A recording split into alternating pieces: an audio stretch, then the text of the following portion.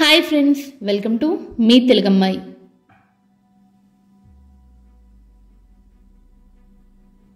మన వీడియో చూస్తున్న వారు అంతా ప్లీజ్ సబ్స్క్రైబ్ చేయడం మర్చిపోకండి. ప్రతి మనిషి బయటకి కనపడని ఒక బరువును మోస్తుంటాడు. ఆ భారం పేరే జ్ఞాపకం.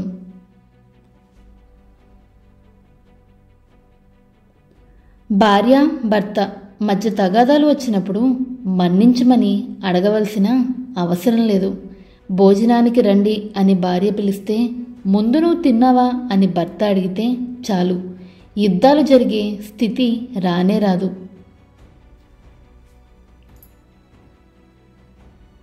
మనం చెయ్యి కడిగిన ఇంటిని, మనకు చెయ్యి అందించిన మనిషిని మనం మన జీవితకాలం మర్చిపోకూడదు.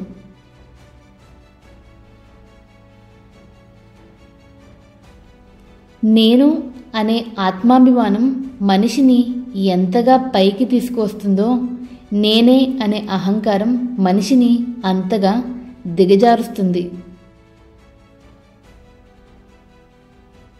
తప్పు చేసి శిక్ష పడినా పర్వాలేదు, కానీ సాయం చేసి బాధపడకూడదు.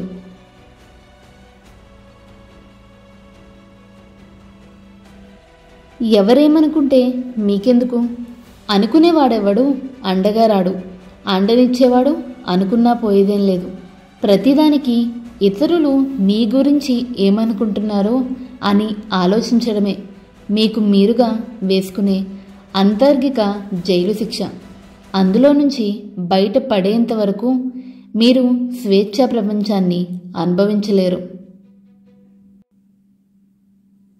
జీవితం కూడా ఎంత అందంగా మోసం చేస్తుందో సంతోషంగా ఉన్నప్పుడే చావు కబురు చల్లగా తెలుస్తుంది.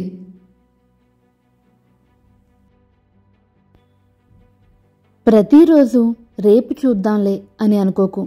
ఏదో ఒక రోజు అయ్యో నిన్ననే చేయాల్సింది అని బాధపడతావు. రేపు అనేది అబద్ధం, ఈరోజే నిజం.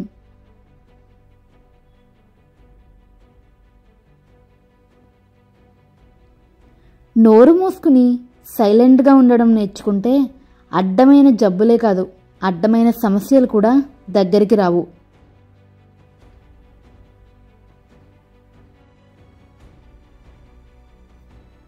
నిరాశపడకు, నా వల్ల కాదు అనుకోకు. ప్రాణమైతే ఉంది కదా, ప్రాణం పెట్టేయి చేసే పనిలో. ఆలస్యమైనా ఆశించినది జరుగుతుంది.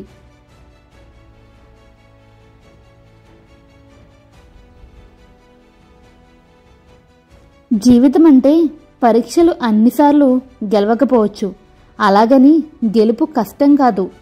ఏమో ఈసారి విజయం సాధించకపోతే ఇంతకంటే మంచి విజయం దక్కవచ్చేమో. ఎంతోమంది గొప్పవాళ్ళు పరీక్షల్లో తప్పిన వారే. మరోసారి గట్టిగా ప్రయత్నిద్దాం, ఈసారి మన గెలుపును గట్టిగా వినిపిద్దాం. అద్దాల మేడలో అందంగానే కనిపిస్తాయి, కానీ ఒక్క చిన్న రాయి చాలు పేక మేడలా కూలిపోవడానికి. డబ్బుతో ఏర్పడిన బంధాలు కూడా అంతే. మన దగ్గర రూపాయి లేదనే అబద్ధం చాలు మనం ఎవరిని నిజం కూడా మర్చిపోతారు.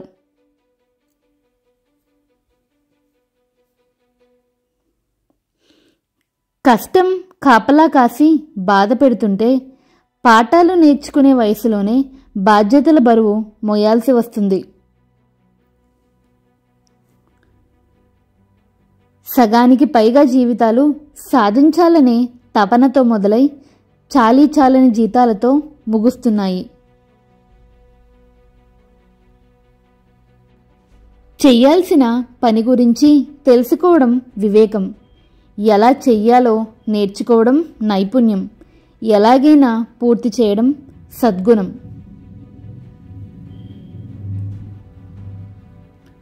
ఈ సమాజం చుట్టూ ఉన్న మనుషులు, నీ పరిస్థితులు నిన్ను వెనక్కి నెడుతూనే ఉంటాయి, నువ్వు ముందుకు కదలనంత వరకు.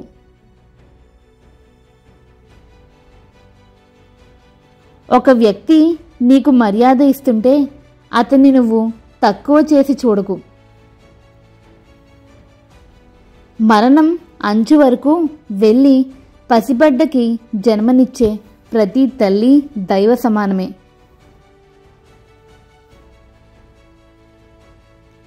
ఎవడి గెలుపో నీకు అంత ఆనందాన్ని ఇస్తే నీ గెలుపు నీకు ఇంకెంత ఆనందాన్ని ఇవ్వాలి? ఒక్కసారి ఆలోచించు.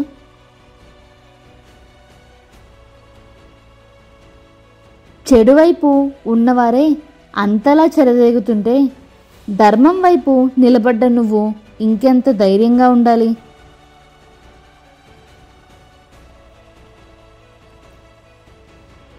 పడుతున్న వర్షం ఆగిపోతే పైకి చూస్తాం, నిజానికి పక్కకి చూసినా తెలుస్తుంది. కానీ మనకి అలవాటే కదా దగ్గరగా ఉన్న వాటిని వదిలేసి దూరంగా ఉన్న వాటిని చూడడం. ఒకరి కింద పని చేయడానికి ఎప్పుడూ సిగ్గుపడకు. ఇక్కడ పని పాట లేకుండా తిరిగే మనుషులు చాలానే ఉన్నారు.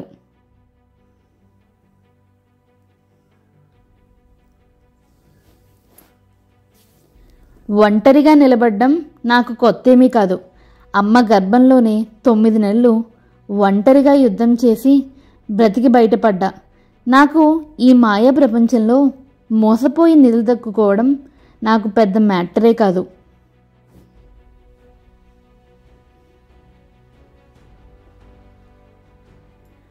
నా ఒక్క ఓటుతో ఏమవుతుందిలే అనుకోవద్దు. ప్రతి ఓటు ప్రజాస్వామ్యానికి బలమే. ఒక్క ఓటు నేతల భవిష్యత్తునే కాదు, మన భవితను మారుస్తుంది. బాధ్యతగా ఓటు వేయకుండా మంచి భవిష్యత్తును ఊహించుకోవడం అమాయకత్వమే అవుతుంది.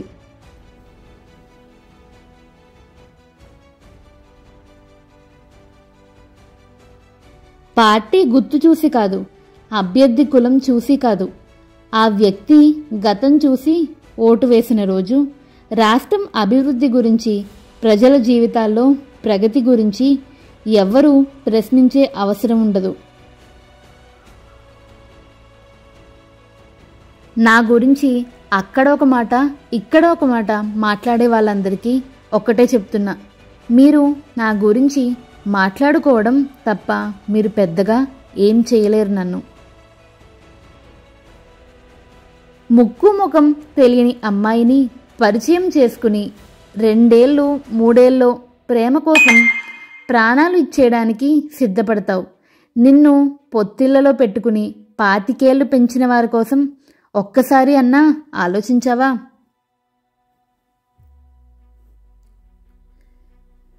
నువ్వు ఎంత పెద్ద బలగంలో పుట్టినా, ఎంతమంది స్నేహితులతో తిరిగినా ఒంటరిగా బ్రతకాల్సిన రోజులు కొన్ని వస్తాయి. అది అదృష్టం అనుకుంటావో దురదృష్టం అనుకుంటావో నీ ఆలోచన మీద ఆధారపడి ఉంటుంది.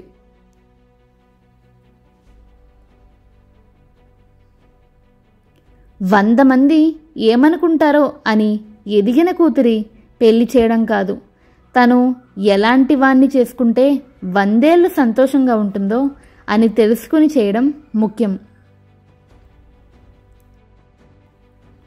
నీకు శత్రువులు తయారు అవుతున్నారంటే నువ్వు లైఫ్లో సక్సెస్ అవుతున్నావని అర్థం.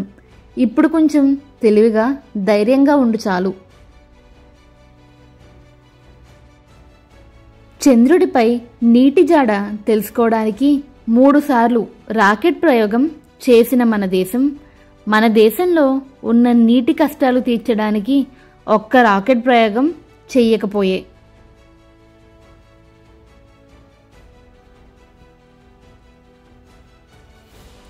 నా తలరాత రాయడానికి ఆ దేవుడు ఎంత కష్టపడాడో తెలియదు, కానీ ఆ రాతలో చిక్కుకున్న నాకు బ్రతకడానికి నిమిషము నరకం కింద అనిపిస్తుంది. మంచోడిని బాధ పెడితే చెడ్డాడిగా మారతాడో లేదో నాకు తెలియదు, కానీ మొండోడిగా మాత్రం ఖచ్చితంగా మారతాడు.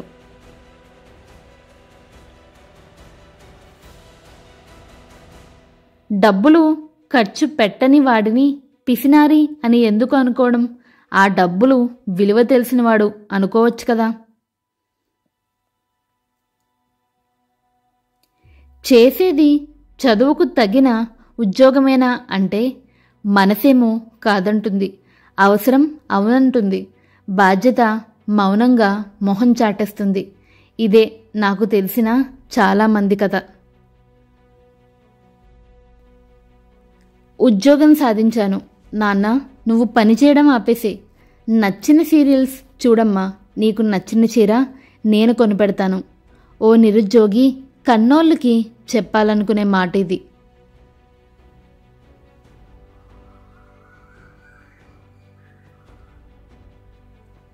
నేను అందరినీ నమ్ముతాను, ఎందుకంటే అందరిలో ఒక్కరైనా నాతో నిజాయితీగా ఉంటారని ఒక చిన్న నమ్మకం నాకు.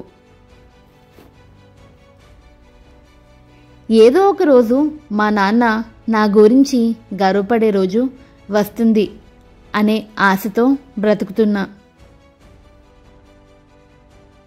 నా లోపల జరిగే యుద్ధాలు చాలానే ఉన్నాయి. కోపాన్ని అణుచుకోవడం, మౌనాన్ని భరించడం, బాధని దిగమింగుకోవడం. కానీ అవన్నీ ఎవరి మీద చూపించలేను. అహంకారం, పొగరు, గర్వం నా దృష్టిలో చాలా ఖరీదైనవి. వాటిని కొనుక్కునే స్తోమత నాకు లేదు. అందుకే ఉచితంగా లభించే ప్రేమ, సంతోషం, చిరునవ్వు, ఆప్యాయతతో హాయిగా బ్రతికేస్తున్నాను. పడిలేవడం నీకు తెలిస్తే చాలు, నిన్ను పడగొట్టే సైన్యం ఎంత పెద్దదైనా సరే యుద్ధం గెలవడానికి.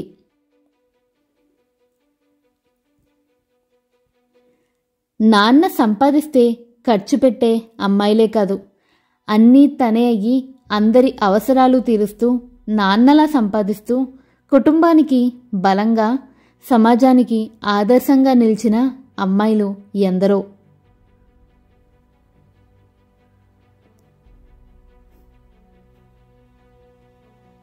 ఈ కొటేషన్స్ గనక మీకు నచ్చినట్టయితే please do like, share and subscribe to మీ తెలుగమ్మాయి.